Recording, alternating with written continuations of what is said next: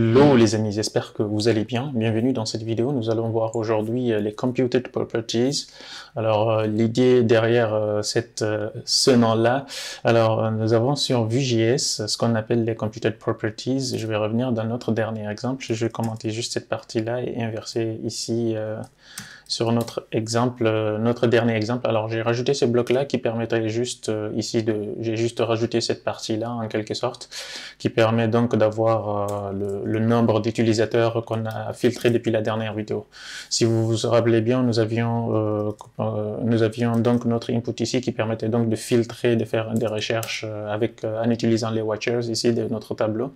Alors aujourd'hui, donc les computed, donc c'est en quelque sorte, ils sont considérés comme étant des variables virtuelles en quelque sorte, des variables calculées qui utilisent d'autres opérations. C'est un peu comme des méthodes qu'on utilise pour faire des calculs en quelque sorte. Donc pour illustrer cela, je vais revenir donc sur cette partie-là, à cet endroit-là. Ici, au niveau des data, ici, nous avons ce qu'on appelle, là d'abord j'utilise ici la partie Option API, donc nous avons ici les computed, ici une propriété qui s'appelle computed, ici, que je peux utiliser donc. Alors, si vous avez bien remarqué, depuis les dernières vidéos, j'ai désactivé donc l'autocomplétion, donc aujourd'hui nous allons donc aller un peu plus en mode léger, pas très verbeux. Donc nous avons donc les computed ici. Alors c'est comme à peu près comme les variables qu'on déclare dans les data. Nous allons donc nommer ici quelque chose. Par exemple, on peut dire total users, par exemple, et qui permet donc d'être une méthode, par exemple, comme ceci, ou si vous préférez, alors cette écriture-là, vous pouvez avoir l'instance de Vue.js, l'instance de this avec ça. Par contre, si vous faites des arrow méthodes comme ceci, vous n'aurez pas le this. Donc, il faut faire un petit choix. Donc ici, donc je vais laisser cette partie-là comme ceci. Alors, ici, donc le but, c'est de retourner le nombre d'utilisateurs qu'on a pu rechercher ici depuis notre watch, depuis la dernière vidéo. Si vous n'avez pas encore vu la dernière vidéo, je vous invite à aller la regarder. Ici, nous avons donc les recherches. À chaque fois qu'on recherche quelque chose depuis notre input, ici, je rappelle juste rapidement, ici, on saisit quelque chose, on tape une recherche, donc on rappelle cette API. Alors, l'idéal donc serait d'avoir ici des paramètres ici à envoyer, etc. Mais donc, c'est juste une placeholder. Donc, le seul moyen que j'ai trouvé ici pour faire une recherche directement, c'est de faire une recherche sur les résultats, pas sur la requête. Donc, l'idéal, donc, il faut faire quelque chose ici.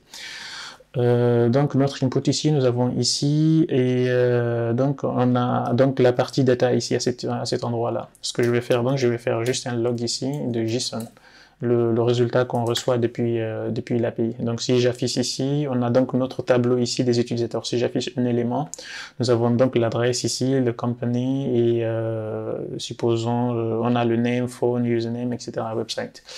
Donc, et ici donc, ce que je vais faire, pour les computed, c'est assez simple. On va donc prendre ici le nombre d'utilisateurs du tableau actuellement, par exemple. Ici, nous avons le nombre d'utilisateurs ici qui sera filtré, le résultat ici. Nous avons l'affecté dans la variable ici. Alors, le but ici, donc, j'aurais pu directement dire c'est this users.length. Alors cette partie-là, j'aurais pu directement la mettre également au niveau de l'interface, hein. C'est pas quelque chose de très complexe. J'aurais pu directement, d'ailleurs c'est ce que j'ai mis ici par défaut pour le moment. Donc si je reviens donc ici, on a toujours la partie 10, et si je reviens, je peux changer donc cette partie-là. Alors il faut faire attention, ça c'est pas une méthode, c'est considéré comme étant une variable. Donc si je reviens donc ici, je peux changer cela comme ceci. Je fais pas d'appel comme ceci. Donc je peux faire juste un appel de méthode, et puis on a les 10. Si la partie ici, l'avantage du compute est d'ici, il ne va pas recalculer cette partie-là à chaque fois. Alors si on avait utilisé users.length, à chaque fois qu'il fait un render de notre template, il va encore recalculer cette partie-là, alors que le compute est de l'avantage ici, il garde en fait en cache tant que les dépendances qui sont dans l'appel ici n'ont pas changé. Par exemple, si vous avez des réactives ou ce genre de choses, vous avez des propriétés qui n'ont pas changé ici, il ne va pas le recalculer. C'est pareil aussi si on avait ici quelques méthodes, supposons methods, ici, si j'avais quelque chose comme Alors, je vais en profiter d'ailleurs de faire un petit console log ici. Il me semble que je vais juste faire quelque chose computed ici, computed users, et là, je vais faire quelque chose, je vais la nommer autrement. Je vais dupliquer juste cette partie-là. Tac, je la ramène dans méthode. Voilà, donc j'ai un petit peu bougé les choses, mais bon. Donc on a ici total users, et si je refais par exemple un if, un else quelque part ici, à chaque fois il va donc rendre cette partie-là. Par exemple, je vais juste faire ici un petit bouton, toggle par exemple, un petit bouton, toggle de cette partie-là, et on clique, et clique ici, disons toggle result. C'est une méthode celle-là, je vais juste mettre ici pour illustrer mon propos. Donc j'ai le toggle result ici, et ici je peux afficher quelque chose, show result, ou show tout court, je vais le mettre par défaut à true, par exemple. Donc ici, je reviens donc à cet endroit-là, je peux faire conditionner ici quelque chose ici comme ceci, if show par exemple, if not hidden ou sinon. Donc ici le but donc c'est de faire, lorsqu'on clique sur le show, lorsqu'on clique sur le toggle, c'est de reprendre l'ancienne valeur donc du toggle. Donc je peux faire quelque chose comme ceci. Voilà, c'est assez simple. Et là, c'est les méthodes ici. Si donc je reviens donc ici, il va, hop, clic. Alors, on clique sur le bouton toggle result, et il appelle ici, et donc vif show. Est-ce qu'il appelle comme ça? Effectivement. Donc, pourquoi il ne fonctionne pas? Alors, je vais juste voir ici. Method has no getters. Ah, ok. Donc ici, c'est parce que j'ai nommé les deux, en fait, les deux de même façon. Ici, nous avons une méthode ici qui s'appelle comme ceci, et un computed ici. Donc, par défaut, il va prendre ici en premier niveau la méthode ici. Donc, si j'essaie d'afficher ici toggle users, par exemple, je vais donc mettre la parenthèse.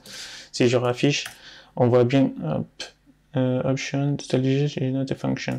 Alors, je vais commenter la partie computed. Comme ça, on ne confond pas les deux. Total users is undefined. Ouais, effectivement, je me suis trompé à cet endroit-là. Voilà, donc il y avait quelque chose comme ceci. Voilà, donc je commente juste ici. Je reviens, donc on a tout qui fonctionne. Si je fais ça, le truc il repart. Donc on voit bien si au niveau de notre console log ici, si je regarde, on a toggle, on a donc l'affichage. On a donc à chaque fois qu'on affiche, qu'on re-rend cette partie-là, il appelle notre méthode ici, notre méthode de total users. Par contre, si je commente la partie computed, l'avantage c'est que si je commente ici, il va l'appeler qu'une seule fois. Cette partie-là, donc, comme étant qu'elle est considérée comme une propriété, donc je vais enlever ici les parenthèses, je vais juste faire comme ceci.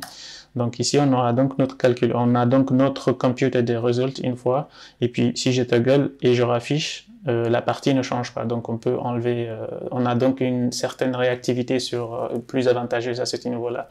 Donc tant que la dépendance à l'intérieur ne change pas au niveau de notre computed ici, la valeur en fait de cette computed ici ne change pas. Alors les computed donc c'est en quelque sorte c'est comme des variables virtuelles, des variables calculées à partir d'autres opérations. On peut combiner ici tout un tas de choses, pour pouvoir avoir ce résultat-là. Alors là, nous obtenons donc un Option API. Avant de partir sur la composition API, je vais juste refaire ici un petit truc rapidement. Sur cette partie des Total Users, par exemple, on peut également définir comme ceci comme étant un objet. C'est une autre écriture un petit peu plus avancée, où on peut avoir ici un getter et un setter. Par exemple, ici, le getter, ce sera aussi une fonction, supposons, qui va donc retourner ici quelque chose. Je vais donc revenir sur cette partie-là comme ceci. On aura donc un getter et un setter. Sur le getter, donc, on aura donc return this users.length qui permettrait donc d'avoir length, il me semble que c'est comme ça. Donc, hop, si je reviens, on a donc notre partie qui fonctionne, notre toggle qui marche bien. Et on peut également avoir un setter. Alors, les setters ne sont pas recommandés en fait, mais sauf que si on peut par exemple utiliser le total user dans un input et puis utiliser le setter pour parser les données et les distribuer, supposons qu'on a un calcul, une grande opération, et puis on a le résultat ici de tout notre calcul et que le set ici, lorsqu'on met les opérations, on a envie de les parser et les mettre dans d'autres variables, etc.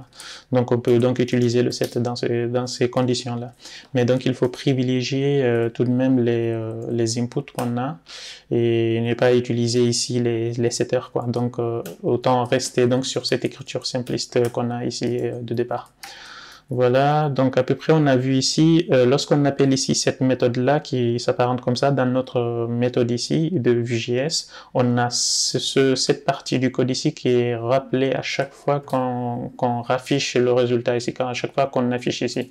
Mais sauf que nous sommes dans les computed ici, cette méthode-là, le cœur de la méthode en fait, elle n'est appelée qu'une seule fois tant qu'on n'a pas de changement ici. À chaque fois qu'il y a un changement des dépendances ici, à l'intérieur du cœur de la fonction, il y aura donc des changements.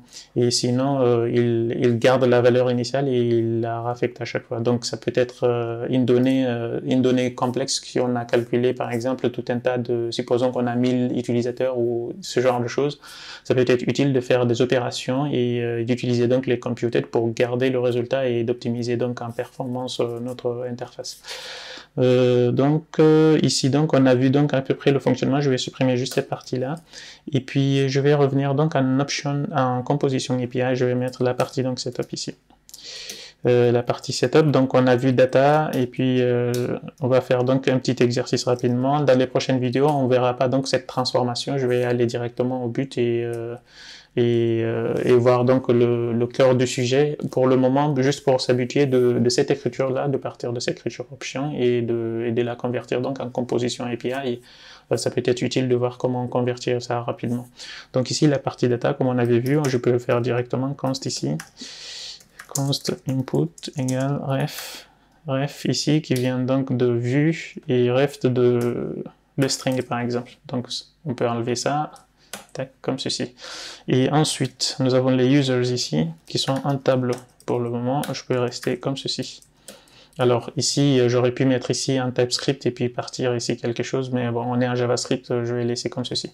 Et puis le show ici, je peux également le mettre ici comme ceci, le show à false, à true plutôt, à la valeur initiale qui est là. Donc je peux enlever ça aussi. Donc le data, on a fini. Je vais revenir au niveau des méthodes ici. Des méthodes d'ailleurs, des méthodes du toggle ici. Je vais juste faire une méthode ici, c'est const. Et je vais prendre cette partie-là en cours. Bref, je prends ça. J'aurais pu également juste laisser comme ceci. Hein. Il n'y a pas de problème. Donc ici, j'aurais pu juste faire quelque chose. Alors je vais quand même faire cette j'ai une petite préférence de ça. Donc j'ai ça égal à ça. Et puis le show ici, donc vu que c'est une référence, je vais prendre donc sa value. Et ici aussi, donc ce qui m'intéresse, c'est sa value. On n'aura plus la partie this ici, on n'est plus dans un objet en fait. Et puis ensuite, qu'est-ce que nous avons? On a fini donc les méthodes. Les watch, on avait vu ça dans la dernière vidéo. Et ici, donc, j'ai juste à importer ici watch aussi. Watch. Et tac, tac, tac. Donc là, on n'a pas besoin de watch, de onWatch, donc je vais juste faire ça. La variable ici, contract, ici, c'est l'input, c'est notre input qui est juste là. Donc je vais mettre ici la variable contract. Et puis ici, on aura donc notre callback ici, le handler qui est là. Le handler qui est juste là. J'ai juste à reprendre tout ce qui est là en fait. Hop, je reprends ça, tac, et je le mets à niveau à cet endroit-là. Donc ici, je peux donc avoir ici comme ceci. Alors le value ici, c'est la nouvelle valeur qui est juste là. Ici, le users ici, on n'a plus de users, et puis qu'on l'a affecté ici, on va donc prendre users, prendre value. Prendre value égale à ça. Et le JSON ici, c'est le JSON qui vient donc des réponses ici. Et il me semble que donc on a fini sur cette partie là. Et le watch, donc il avait une option ici des paramètres qu'on peut également remettre un troisième paramètre ici, comme on a vu. On peut avoir donc des options ici, immédiates et post pour le truc. Et ensuite, donc, on a fini la partie watch. On peut enlever donc le input et la partie watch, elle est finie. Venons-en maintenant à la partie computed. Les computed également, comme vous imaginez bien, on va importer ici aussi dans les computed ici. On a quelque chose qui s'appelle computed. Et ici, donc, le but ici, c'est de prendre ce nom-là. Et on va prendre ce nom. Alors, je vais juste copier tout ça. Bref, je vais revenir ici, juste après le watch. Je vais venir ici. Je vais coller là. Donc, const, je mets un const, le nom de notre watch, le nom de notre computed ici égal, je mets donc computed ici, et à l'intérieur, donc je mets le nom de ma callback, du callback ici. Donc j'ai juste à faire quelque chose comme ceci, à retourner une valeur quoi. Donc comme on a vu, les utilisateurs, on n'est plus dans un objet, donc on prend juste le value ici, .length. On peut donc se limiter à quelque chose comme ceci, ou alors juste enlever le cœur de la fonction, faire juste un lambda, quoi. Et donc, on a recréé cette partie-là, le computed, on peut également le supprimer. Donc le computed en option API, en composition API, c'est une fonction qu'on importe ici, et puis ensuite le résultat, ce sera notre variable en fait qu'on appelle. Alors il faut faire attention, on n'appellera pas, lors de notre appel, on ne fera pas un appel comme on a vu tout à l'heure, comme si c'était une méthode ici au niveau de l'interface. Donc si je sauvegarde ça, je reviens dans mon interface, je actualise, j'ai donc la partie toggle qui continue à fonctionner et mes recherches qui continuent à fonctionner. Donc si on voit bien que ici, par exemple, si le watch ici, il capture ici le nombre de résultats ici, il change à cet endroit-là, on a un changement, donc il le met à jour, mais sauf que si je fais un toggle ici de l'interface ou d'un autre changement d'une autre variable, ça ne l'affectera pas. Donc voilà. Et uniquement si une des variables ici à laquelle le computed il dépend change, c'est uniquement à cet endroit-là, à ce moment-là qu'il va changer. Donc il est important donc de savoir cela et d'utiliser cette partie-là. Donc ça peut être utile sur des gros projets où on aura beaucoup plus de calculs, etc. Dans les prochaines vidéos, donc, nous allons voir d'autres fonctionnalités également. C'était une petite courte vidéo sur les computed. J'espère que ça vous a été très utile. Je vous invite à liker, à commenter si ce n'est pas clair ou si vous avez des suggestions sur d'autres notions. Et puis on se retrouve donc à la prochaine vidéo. À très vite, ciao.